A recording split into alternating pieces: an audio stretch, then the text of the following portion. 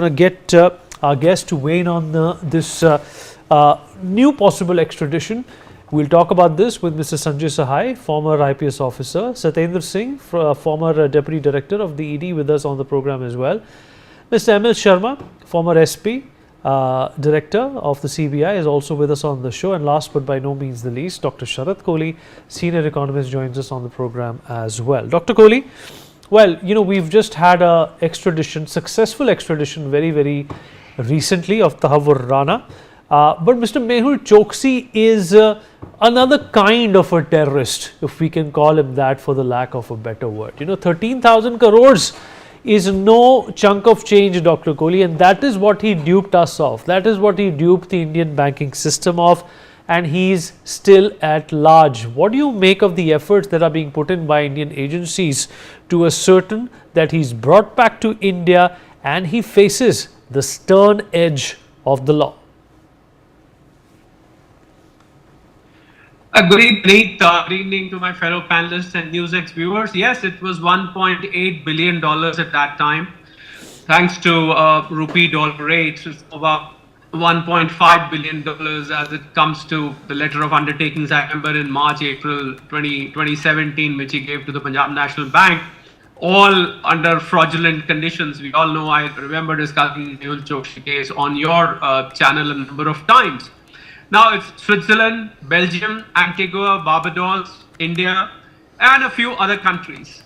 A game of lies. I'm suffering from this disease, I'm suffering from cancer. Well, after the case of Vijay Mallya, let me tell you, Vineet, honestly, I have sort of lost my faith on these extradition treaties because there are so many escape routes in these treaties. Now, if you go through the Indo-Belgium extradition treaty, there are three very prominent grounds. Either there is a political reason behind somebody, there is a health reason, or there is a human right, issue. On all these three grounds, extradition can be blocked. So he's got a health reason now. I mean, I don't know if the medical Dr. Kohli, you may have to relocate because we are not able to see your video at this point in time, perhaps of bandwidth issues. I'm going to come back to you momentarily.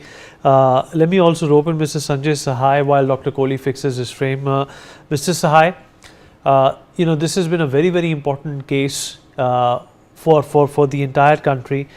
This man has duped the banking system to the tune of thousands of crores, and there is a possibility that he is going to be extradited. But obviously, the legal recourse and the humanitarian recourse that he's going to exploit in Europe perhaps might delay this.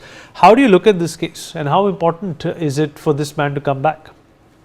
He has not duped the Indian banking system. He has basically gamed the Indian banking system and made it run in the manner he wanted to. With two bankers, I think one deputy general manager and a clerk from the concerned branch which you have been talking about. So what he has done from there, he was able to plan very meticulously how to move out of this country. And on, I think, 1st of January 2018, Nirav Modi left the country, and 4th of January 2018, this Choksi left the country. Even before that, there were 4 or 5 cases which were already registered in India, and I have talked in one of these RBI conferences also as to how RBI was unaware when there is so much of default issues which were happening as far as cases are concerned or as far as loans are concerned. So that is one part of the story, whether the regulatory mechanism was working in the manner it should have been. I've kept on repeating that we are a country where regulatory crisis, I think it allows everybody or anybody who is of that criminal mind to indulge in such nefarious activities. This went on from 2011 to 2017. It was only the junior official of PNB Bank when he started asking for 100% margin money that the whole thing came out. See why it is very critical, because loopholes were there earlier, loopholes will are today, it will be there in future. The capability of the internal staff, which means insider threat, and people like Nirav Modi and Choksi, they coming together and exploiting these loopholes. I think that is the biggest challenge this country is facing as far as the banking system is concerned. And on a regular basis, you are seeing this crisis by way of mule accounts and issues related to digital arrest, investment scam and the like. Now this gentleman goes away from here. He takes citizenship of a country, Antigua, and from there he starts operating in different manners. And every single incident which happens, which we believe is not of the Indian making, so that he uses in his favor. He got a red corner notice cancelled. So that is no small thing, and he has gone to whatever is the arbitration level court of Interpol, and he has been successfully been able to do so. Now, where the challenge lies, I think there are two things which are pretty similar. As in the US courts in 2010-11, Rana was cleared of a direct involvement in 2011. Now here again the same story comes. The red corner notice has been cancelled. And on another fresh extradition request, this Choksi has been arrested in Antwerp so he has been arrested in Antwerp in Belgium. So this is where we are, and he will remain in jail till the time this extradition is decided. Now there are three issues, and what Sharad was talking about.